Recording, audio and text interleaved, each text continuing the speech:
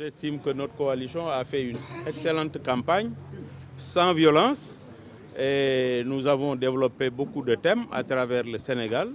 Et nous avons effectivement, avec le président Abdoulaye Wade également, drainé beaucoup de foules. Malheureusement, ceci ne s'est pas traduit par les urnes à cause des nombreux manquements et les fraudes que nous avons constatées le dimanche passé, le dimanche 30 juillet. Ce que nous avons dit est clair. Les règles ont été bafouées par le régime du président Macky Sall. Parce que vous vous rappelez, le code consensuel de 1992 a au moins apaisé la scène politique de l'époque jusqu'à maintenant. Nous avons traversé toutes les élections sans grand heurt. Et ce code-là a permis l'élection au total de 3 présidents. Le président Abdou Diouf en 1993, le président Abdoulaye Wade en 2000 et le président Macky Sall en 2012. Ce qui veut dire que ce code était un très bon code électoral. Mais tous les consensus entre-temps ont été rompus. Nous avons vu que le fichier de l'époque également, qui a permis toutes les alternances au Sénégal, a été bafoué parce que le président Macky Sall et son régime se sont rendus compte, après le référendum, qu'ils étaient devenus minoritaires. Il leur fallait maintenant, à partir de ce moment, essayer de mettre en place un code électoral qui prendrait en compte leur stock de 1 500 000 électeurs composés des militants des différentes coalitions, des différents partis de leur coalition, mais également des bénéficiaires des bourses sociales et des bénéficiaires des financements. Quand ils se sont rendus compte qu'avec l'ancien fichier, cela ne serait pas possible parce que tout ce qui était inscrit, ou en tout cas une bonne partie des électeurs, étaient en possession de leur carte. Il leur fallait trouver un artifice. Parce que vous vous rappelez, eux-mêmes avaient dit à l'époque que s'ils arrivent à mettre en place un fichier électoral qui tourne autour de 3,5 millions à 4 millions, nous pourrions en ce moment aller à ces élections avec ce nouveau fichier. Mais grande fut leur surprise quand les Sénégalais se sont inscrits massivement et ils ont constaté qu'il y avait 6 500 000 électeurs sur ce fichier-là. Donc, ce qui n'était plus possible de gagner avec ce stock de 1 300 000 électeurs. Alors, face à cette situation, il leur fallait trouver un artifice également. D'où le blocage des cartes d'électeurs. Vous l'avez vu tous. Pendant au moins 6 mois, les Sénégalais ont fait le pied de grue devant les préfectures, ou en tout cas les centres de distribution.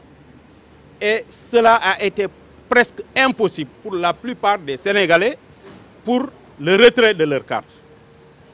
Et à la fin, pendant la campagne, face à la clameur générale, le régime du président Macky Sall a fait semblant de reculer sans reculer. Parce qu'en fait, l'arrêt du Conseil constitutionnel n'a fait que compliquer la situation. Les Sénégalais qui étaient visés par l'arrêt, qui étaient détenteurs d'un récépissé et d'une des pièces citées dans l'arrêt, n'ont pas pu voter le jour du scrutin. Au contraire, nous avons vu d'autres responsables de cette même coalition, détenteurs de récépissés vierges, et qu'ils distribuaient à l'appel à des Sénégalais qui votaient n'importe où et n'importe quand. Parce que ces gens-là étaient détenteurs de listes pour orienter leurs électeurs et voter à la place des autres. C'est ce qui s'est passé. Il y a un autre phénomène important également que je voudrais souligner. C'est l'affaire des ordres de mission. Habituellement, les forces de l'ordre et les forces de défense votaient une semaine avant le scrutin des civils. Cette fois-ci, nous avons voté le même jour. C'est parce qu'ils avaient prévu de faire des fraudes également avec ces mêmes ordres de mission. Donc à la place des militaires, des forces de sécurité, des civils ont pu voter avec des ordres de mission. C'est ce qui explique l'ampleur de ces ordres de mission ici à Dakar et à travers le Sénégal.